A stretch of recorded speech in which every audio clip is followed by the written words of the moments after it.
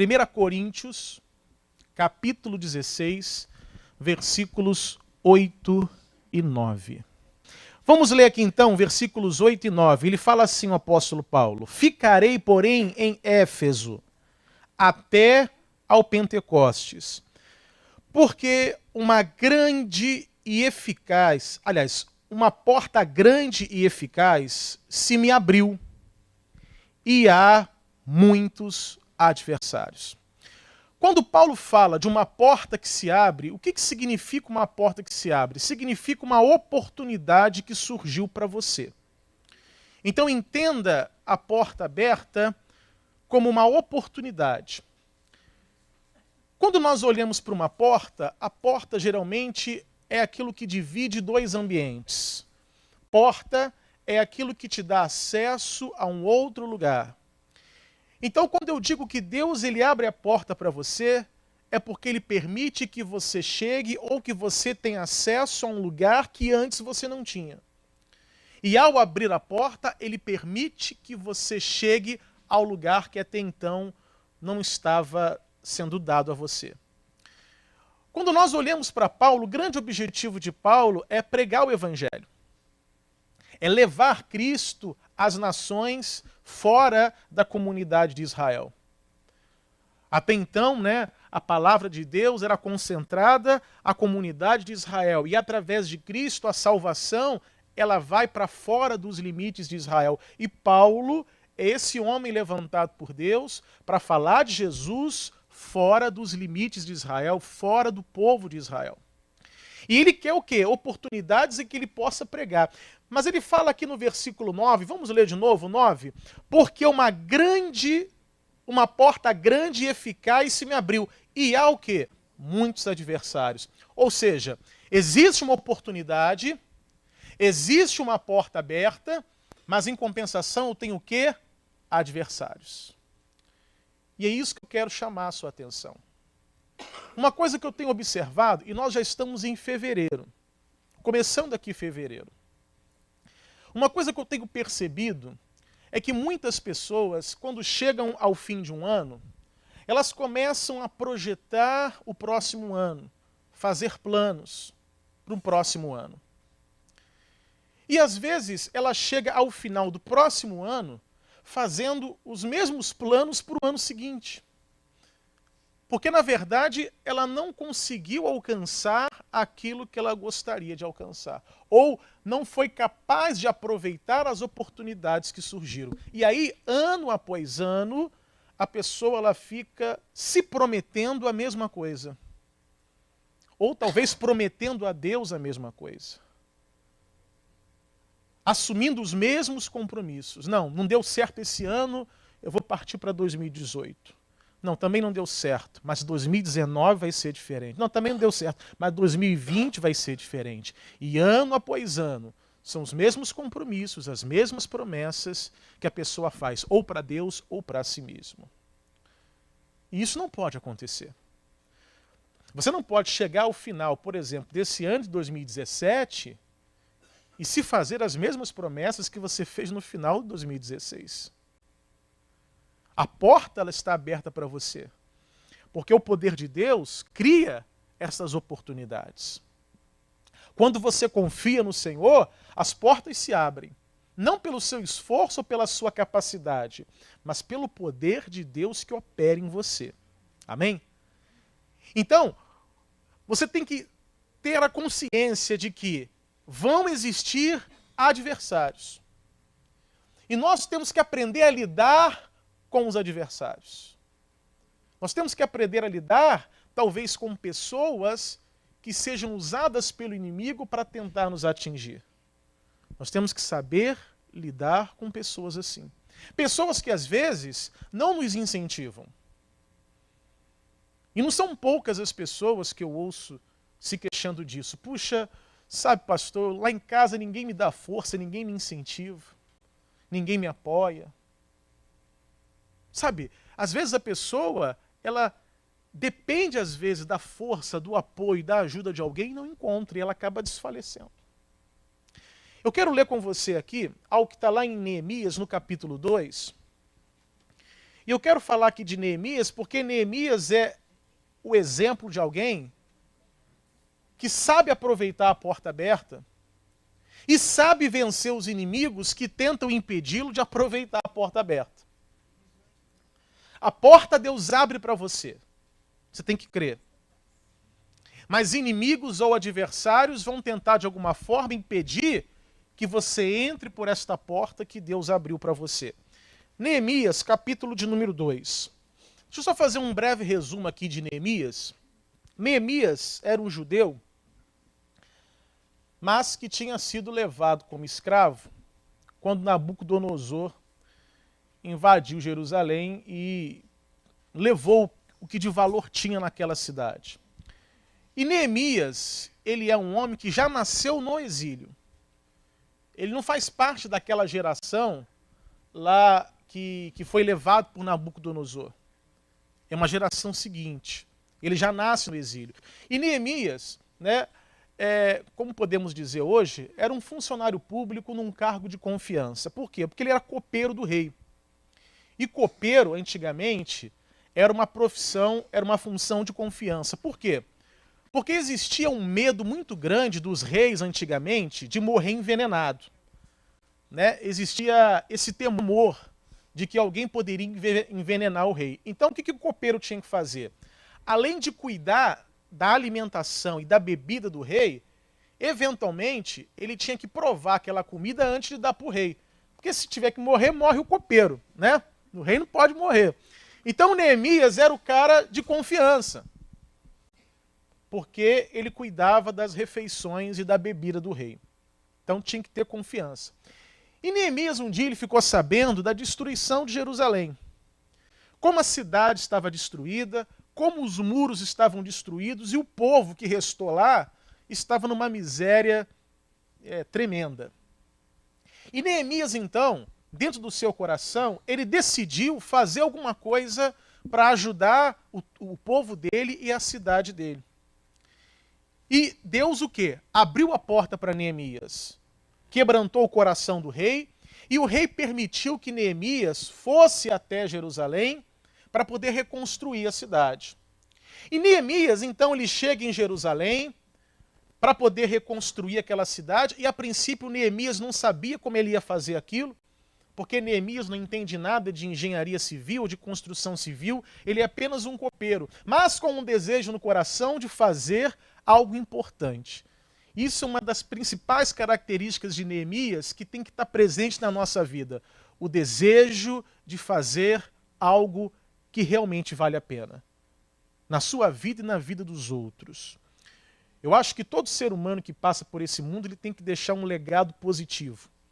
No sentido de alguém um dia lembrar do nome dele e dizer, não, fulano, olha, fulano eu conheço, fulano fez, fulano aconteceu. E Neemias ele tinha esse desejo de fazer alguma coisa.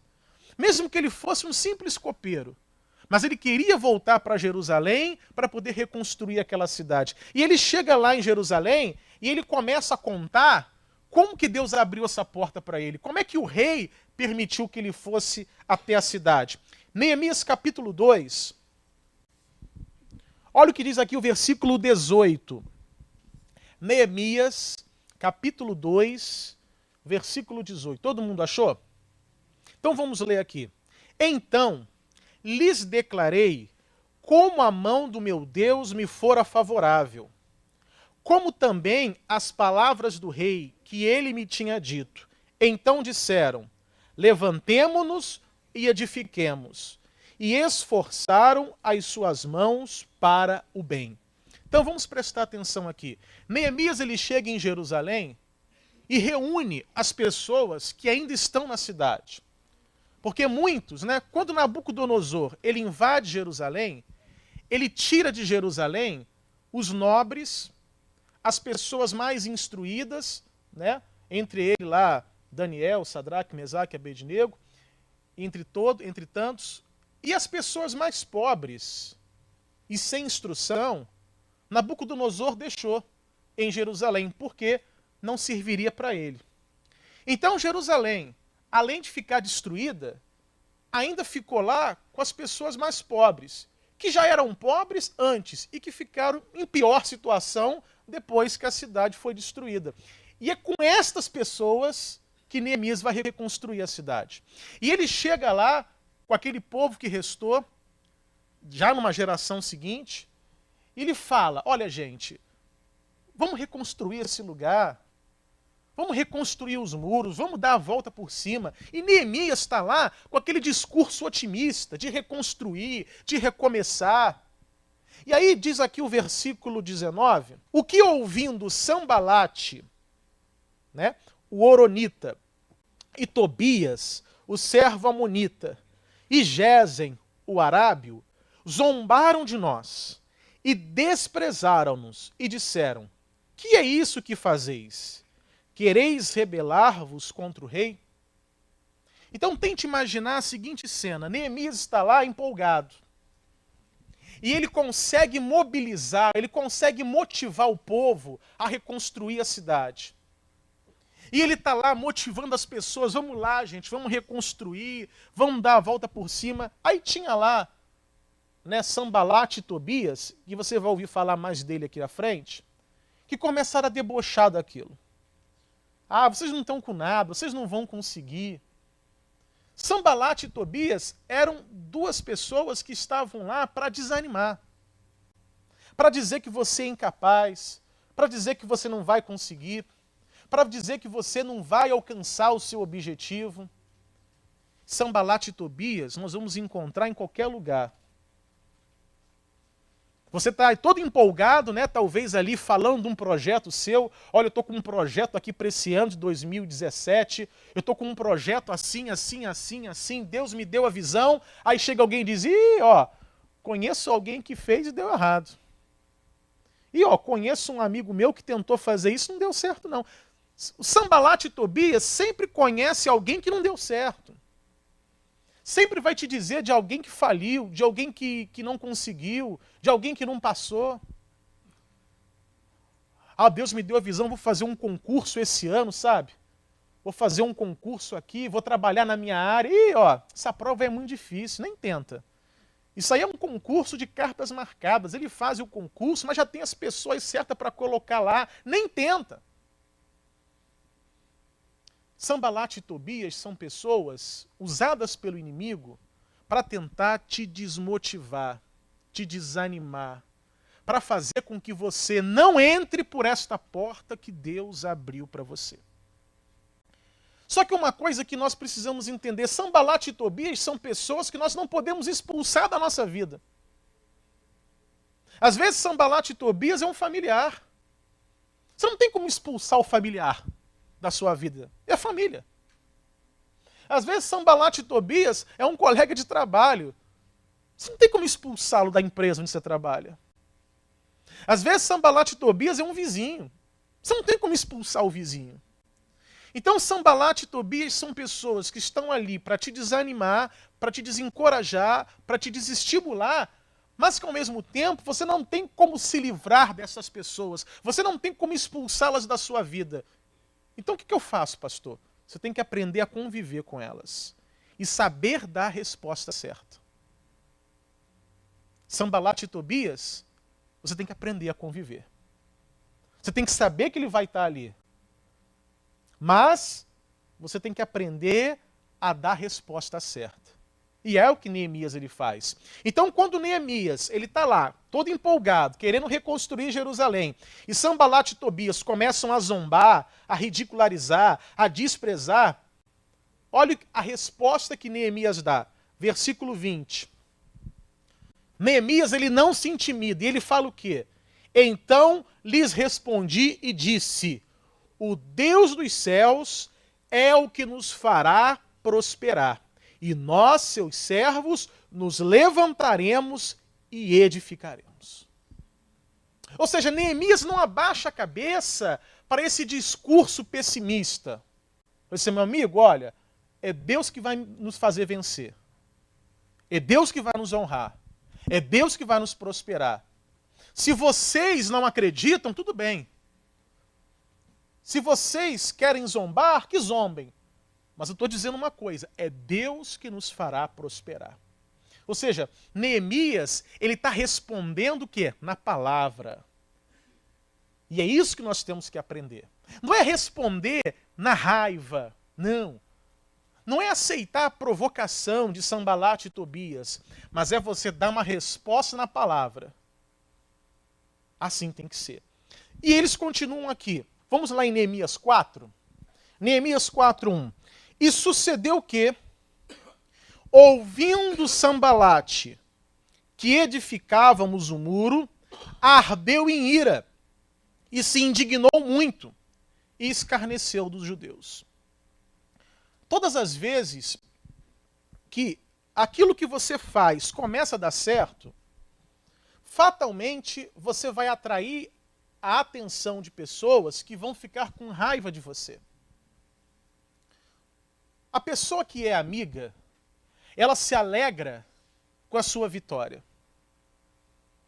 Quando a pessoa ela é realmente sua amiga, ela é capaz de se alegrar com o seu testemunho. Infelizmente, existem pessoas que só se alegram com as próprias bênçãos. Mas quando a pessoa é de Deus, quando ela é amiga, ela fica feliz não apenas com as vitórias dela, mas ela fica feliz com as suas vitórias. No caso de Sanbalate, não. Ele viu que Neemias estava prosperando naquela obra, e ao invés de se alegrar, ele fica com raiva. Ele fica irado, fica com inveja. E a inveja é um sentimento que acaba despertando no homem as atitudes piores que ele pode fazer. E aí então eles começam o quê?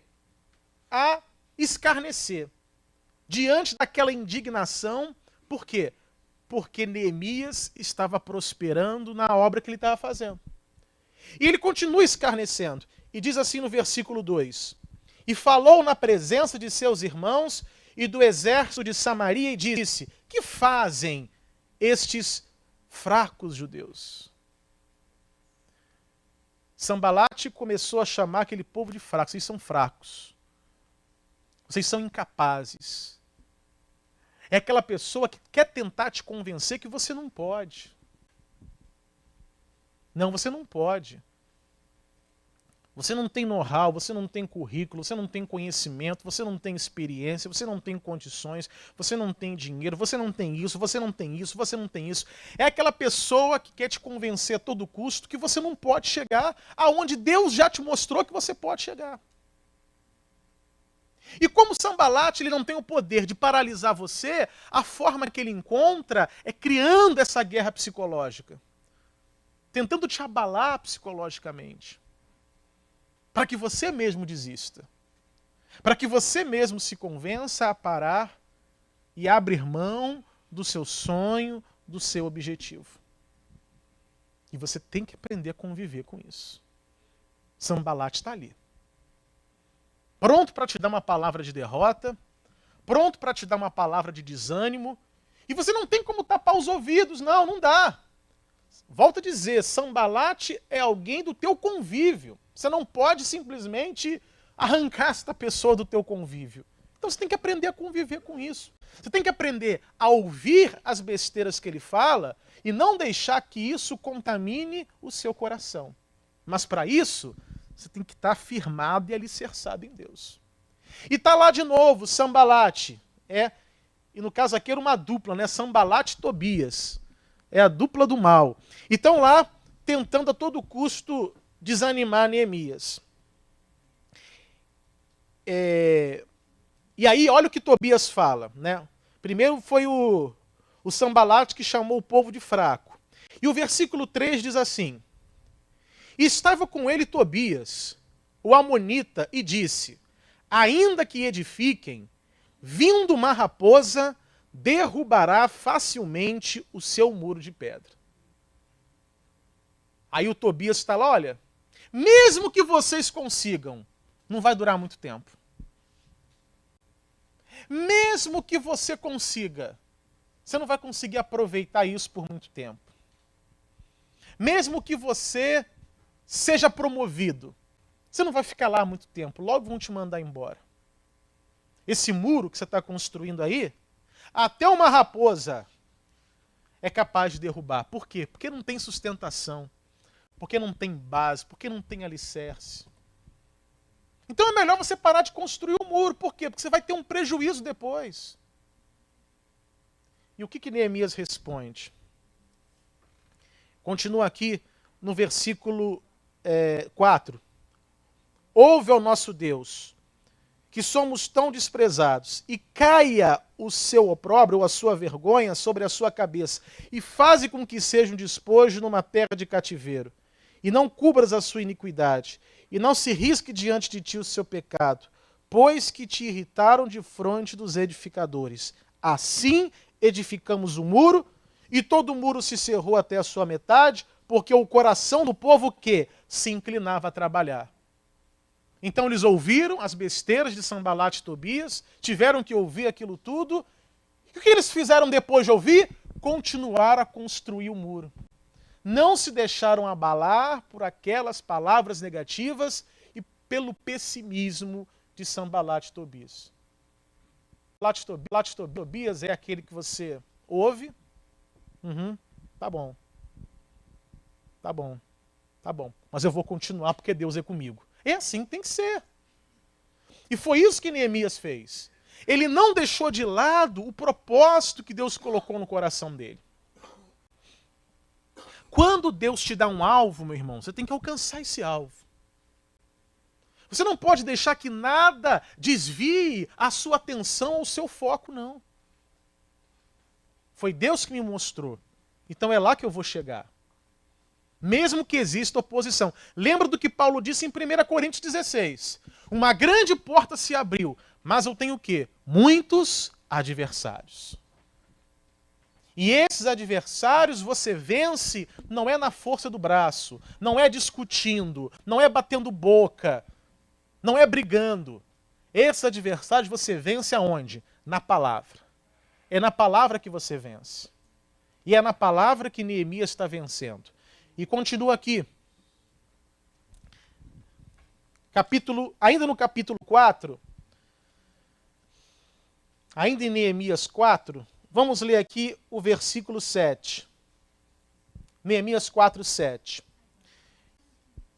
E sucedeu que, ouvindo Sanbalate e Tobias, e os arábios, e os amonitas, e os asdoditas, que tanto ia crescendo a reparação dos muros de Jerusalém, que já as roturas se começavam a tapar, iraram-se sobremodo, e ligaram-se entre si todos, para virem atacar Jerusalém e para os desviarem do seu intento.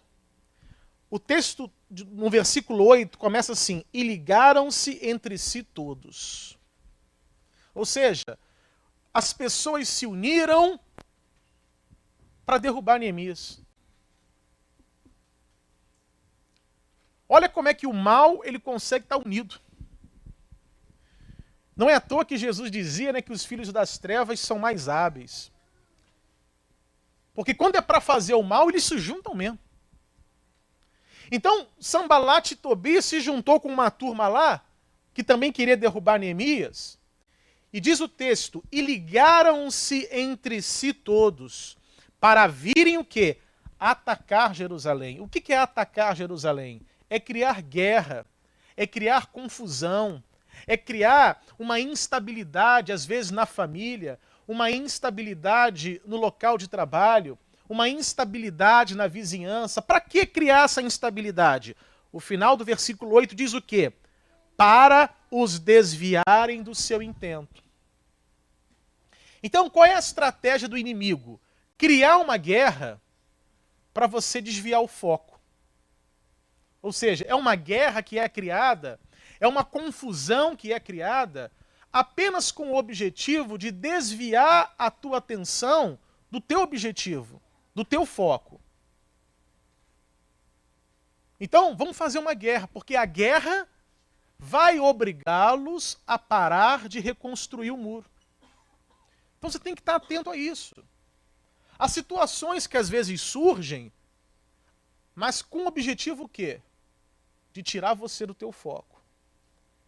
tirar de você a atenção naquilo que você está fazendo. Versículo 9. Porém, nós oramos ao nosso e pusemos uma guarda contra eles, de dia e de noite, por causa deles. Mais uma vez, Neemias, ele não se intimida. E o que ele faz? Ele vai orar a Deus. Ele vai resolver na palavra, no poder de Deus, a dificuldade que ele está enfrentando. Ainda no capítulo 4, olha o que faz aqui no versículo 17. Olha o que está o 17. Isso aqui é tremendo. Os que edificavam o muro, e os que traziam as cargas, e o que carregavam, cada um com uma mão fazia a obra, e na outra tinha as armas. Ó, já que eles estavam sendo ameaçados de guerra, não vamos parar a obra não, vamos continuar. Com uma mão a gente faz a obra e com a outra a gente segura a espada. Se é para entrar na guerra, eu estou aqui, mas eu não vou parar de reconstruir esse muro. É desta forma que nós temos que reagir. Porque senão, as coisas vão acontecendo e vão nos paralisando e vão nos desanimando. E aí vamos chegar ao final desse ano de 2017 fazendo as mesmas promessas novamente para 2018. E aí no ano que vem você vai encontrar de novo Sanbalat e Tobias na sua frente. Ele vai conseguir te desanimar, ele vai conseguir roubar a sua fé, ele vai conseguir te paralisar, e aí você desperdiçou mais um ano. Aprenda a conviver com Sanbalat e Tobias. Ouça as besteiras, mas não deixe que aquilo contamine o seu coração. E a sua resposta é aonde? É na palavra. É Deus, é Deus, é Deus. É Deus que me ajuda, é Deus que vai me fazer prosperar, é Deus que vai me fazer entrar por essa porta. Eu não vou dar atenção. Já que eu não posso expulsar Sanbalat e Tobias da minha vida, então eu vou aprender a conviver. E aprender a conviver consiste nisso. Em você ser capaz de ouvir as besteiras e não deixar que a raiva tome conta de você. Não. A raiva ela não te ajuda. A raiva ela só faz com que você tome atitudes de forma irracional. Não. Eu vou agir na palavra. Ah, Deus vai me ajudar. Deus está comigo. Deus está me dirigindo. E deixe Sanbalat e Tobias falando sozinho. Que eles não tenham a capacidade de estragar um ano na sua vida. Que eles não tenham a capacidade de frustrar os seus planos. Que eles não tenham a capacidade de minar a sua fé, mas que você continue caminhando em direção àquilo que Deus te mostrou. Amém?